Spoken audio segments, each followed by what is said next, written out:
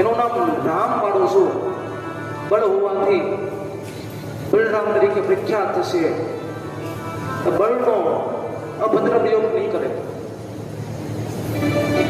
સૌનું કલ્યાણ કરશે, કલ્યાણ ઉપયોગ કરશે. એનું નામ બલભદ્ર રાખું છું.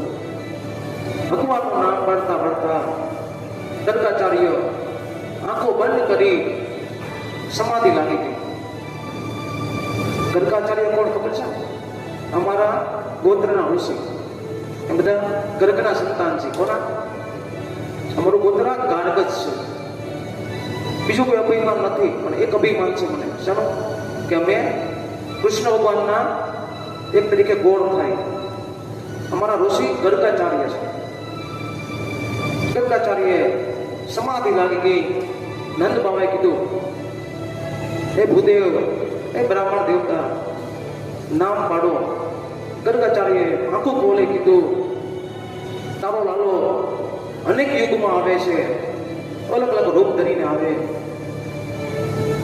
આ સમયે કૃષ્ણ રૂપે આવ્યો છે, એનું નામ કૃષ્ણ પડશે. ભગવાન ત્યારે ગાયનું પૂંછડું ઊંચી કરીને ઉભા થયા તો બીજુંનું નામ પડ્યું વચ્ચ પૂછા બલમ. પૂંછડાને ઊંચું કરતા. તારા દીકરાના અનેક નામ